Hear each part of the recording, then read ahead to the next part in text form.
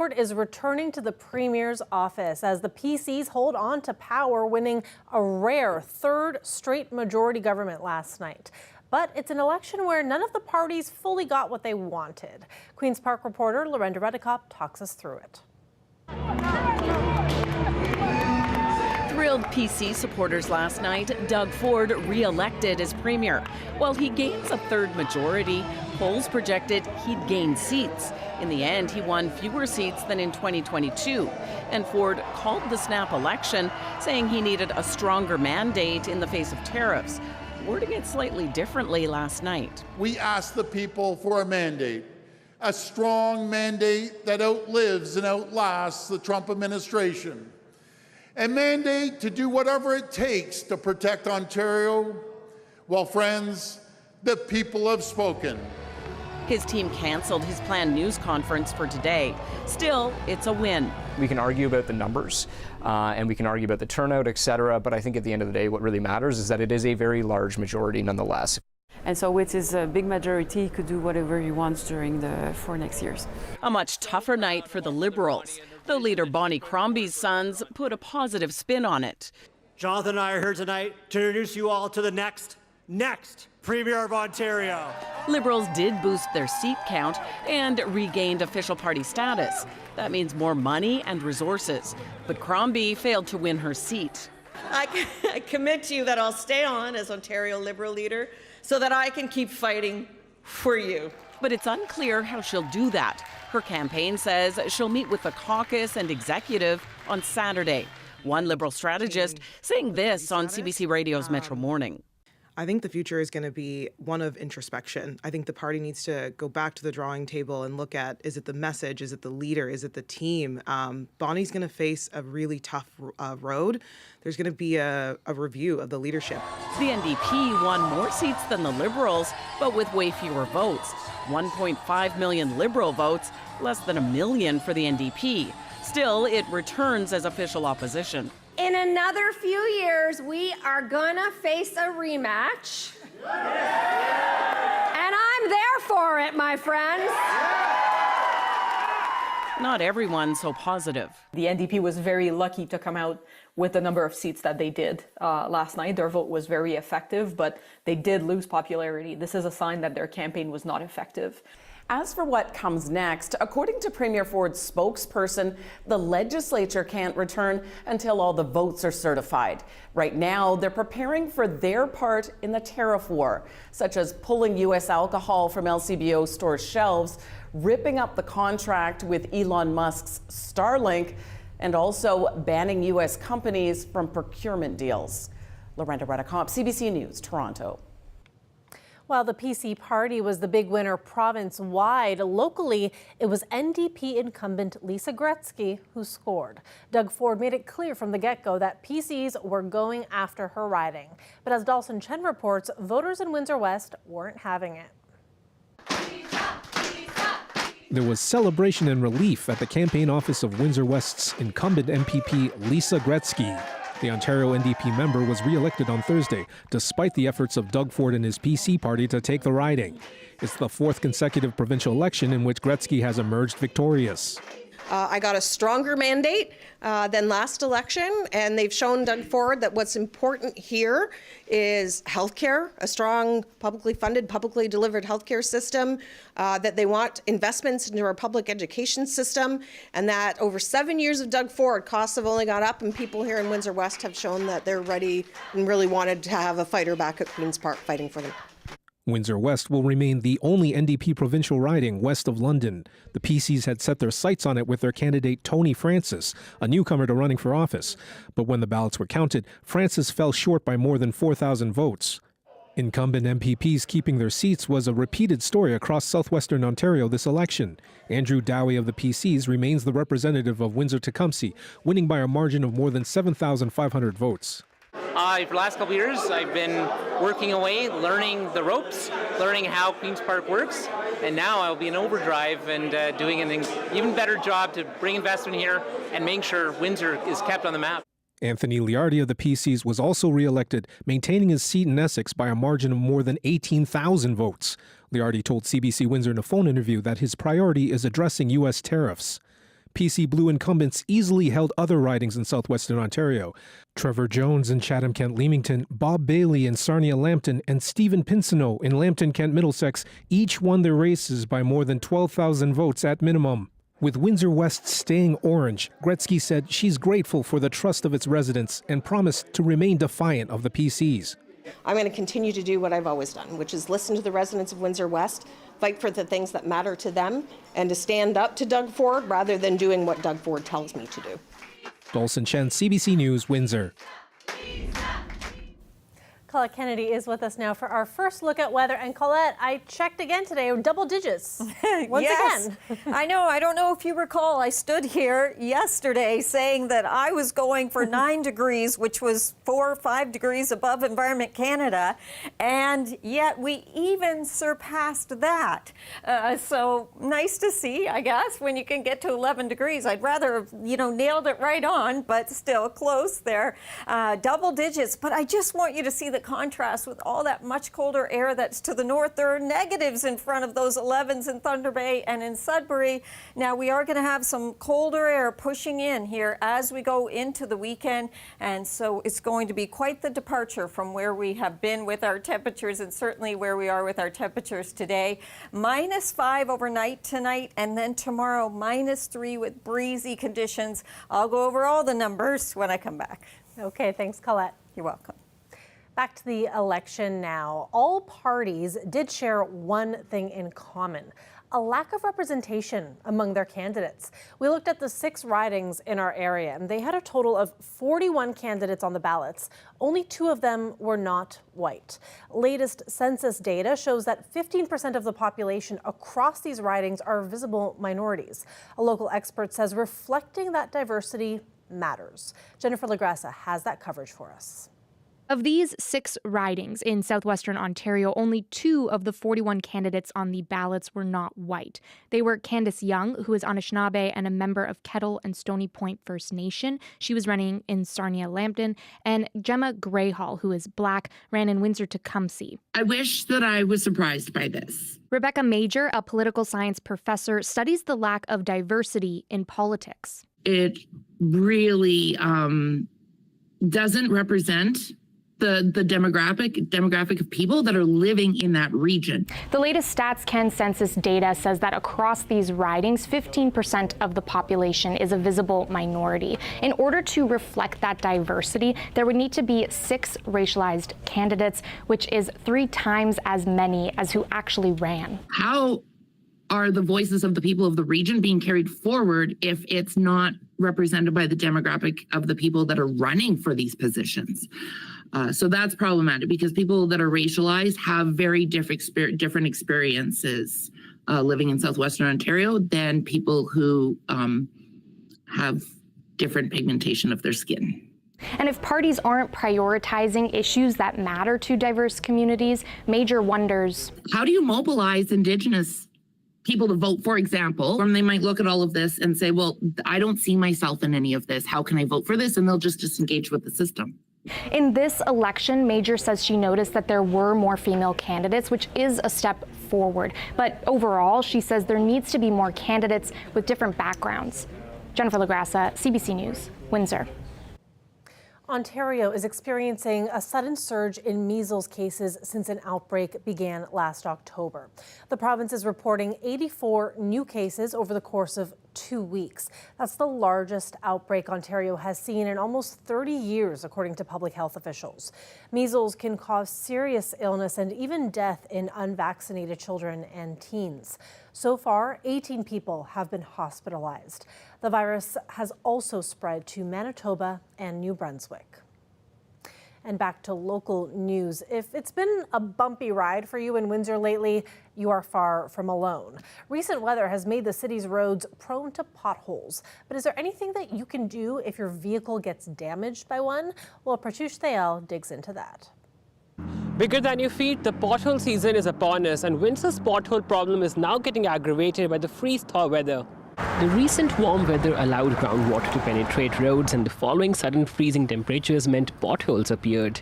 This year has been extremely challenging. It was also a point of discussion for council meeting Monday. City of Windsor's Fong Wei says while there are fewer potholes this year than in previous years, it's certainly more drastic. As the freeze-thaw cycle continue, we are seeing significant pothole right now. We are working. We have 2 crews, night and day, to deal with such emergency. The city urges Windsor drivers to report potholes and drive slowly to reduce potential damage. But if you do hit a pothole and your vehicle experiences damages, well, good luck getting compensated. Very unusual to get compensation. While you can go to the city's website and fill out this damage claim form, the city's liability regarding potholes varies. Even though there may be no wrongdoing on your part, is essentially inevitable on your part as a driver, and you may have been doing everything right, it doesn't mean that there's corresponding liability on the city or on anybody else. And so sometimes there just is no liability. Experts debunk the myth that many have that the Canada-wide problem of pothole damage can be easily compensated by municipalities. Many online studies show that only a fraction of all submitted claims to municipalities ever get paid out. But oftentimes, it is quicker to get a claim settled through your own insurance company. Now, the only way that you can make a claim through your insurance company is if you have purchased either collision or all perils coverage on your car. But there are questions you can ask your insurance agent to make sure that you have the proper coverage, especially if you know in your area this is a common, annual thing that you have to deal with. Experts advise having an extensive policy coverage and regular vehicle maintenance, and that all perils coverage is typically an add-on to standard plans. So they caution to read the fine print of insurance policy to see if those damages are covered. Pratish Dayal, CBC News, Windsor. The Oscars are on Sunday in the thick of social and political turmoil, with Trump's presidency and the specter of trade wars bearing down on the film industry. Eli Glasner has more on how Hollywood's biggest night might respond. The Academy Awards are just around the corner. The carpet is still getting dressed, and the races couldn't be tighter. Let's start with Best Actor race. Timothée Chalamet versus Adrien Brody. This remarkable performance by Brody playing Laszlo, the architect in The Brutalist. He won at the Golden Globes. This is somewhat of a comeback for him, but Chalamet has the momentum, winning at the SAG Awards, talking about wanting to be the greatest. Will that translate into a Best Actor win? That would make Timothée Chalamet the youngest actor ever to win in that category. A similar kind of contest in Best Actress, where we have Demi Moore for her remarkable performance in The Substance, a bit of a comeback for her, putting it all out there as this woman who is worried about aging in front of the camera, and yet she is competing with Mikey Madison, her starring role in the film Honora, and Honora has been collecting a lot of awards coming into this weekend's celebrations. Now, the big question is how the awards themselves and many of the Best Picture nominees will address the current political climate with this increasing talk of tariffs and increasing cross-border controls. Many of these movies are international productions where you have a film like The Brutalist where furniture was shipped from Toronto to Budapest so that the film could pretend to become Philadelphia. That is how the movie business works. The same could be said for the movie Dune Part 2, which is very much a global affair, and the producer, Tanya Lapointe, says she's not going to be intimidated by the politics. I think that in dark times, we have to be the light. And I think that cinema is a world that, as I said, makes the impossible possible, and that despite anything that's going to happen politically, economically, we will keep making movies. And that is my true belief, and I will stick to that, and I will be one of those people who will be doing that.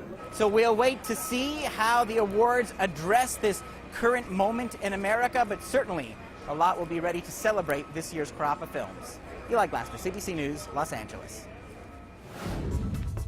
If you've got a story idea, shoot us a text message, 519-984-2051. You can also email us at windsor@cbc.ca. We'd love to hear from you.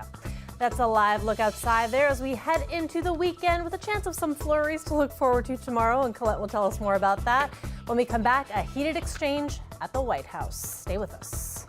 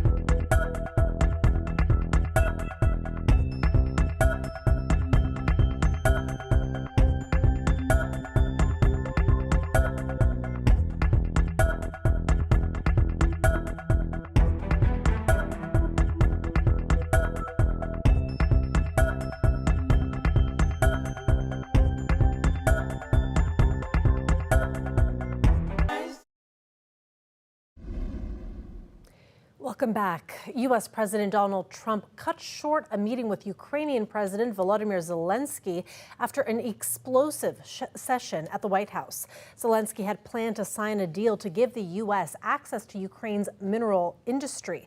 But the visit quickly devolved into a heated exchange with Trump and Vice President J.D. Vance berating the Ukrainian leader.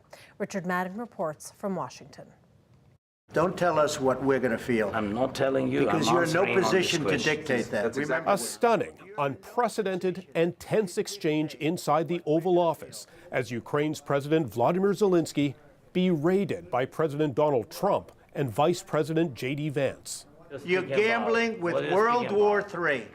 And what you're doing is very disrespectful to the country, this country. That's back to you, far more than a lot of people said they should have. Have you said thank you once this entire meeting? No, in this entire meeting, have you said thank you? Please, you think that if you will speak very loudly about the war, He's not speaking loudly. He's not speaking loudly. Your country is in big trouble.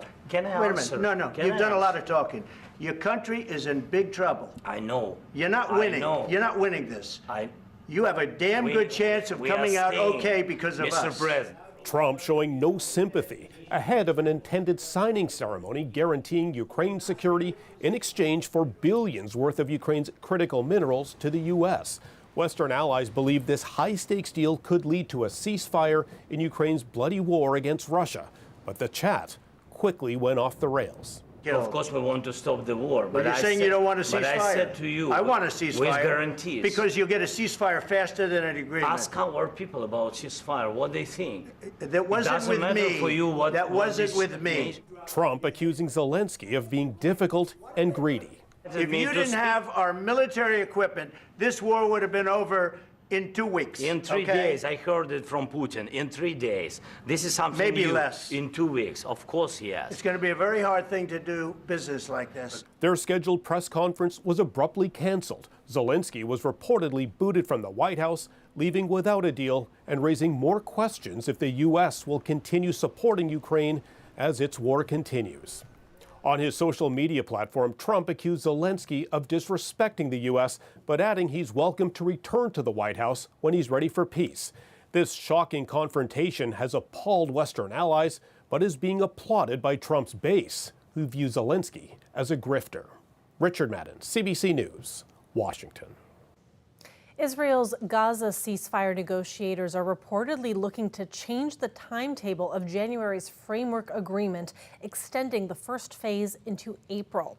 That first stage was to end tomorrow. It's unfolded with Israeli hostages freed in return for Palestinian prisoners. Phase 2 involves steps to make the ceasefire permanent, but details remain for negotiation. Israel had long balked at ending the conflict before achieving its war aims. A Hamas statement is urging world leaders to back Phase 2's immediate implementation. Meanwhile, a general strike paralyzed Greece today on the anniversary of a notorious train crash in 2023. Hundreds of thousands demonstrated. Everything was affected from schools to airlines, and there were clashes with police. At the root of the outrage, the 57 people who died when 2 trains collided on February 28, 2023. Neglected infrastructure was widely blamed, and critics want a parliamentary criminal inquiry. A new report says the safety gaps behind the crash remain. A rapidly aging population in Japan has researchers turning to AI robots to provide elder care. The humanoid robot can carry out tasks critical in caring for seniors, like lifting patients and gently rolling them over to help prevent bed sores. Now, what makes this robot special is its ability to safely make physical contact and adjust its actions in response to spontaneous human moves. And the long-range goal for this is to one day have the robot capable of working independently at a nursing care facility. The Japanese government funded its development in the face of a shortage of care workers and a fast-aging society. We'll be right back.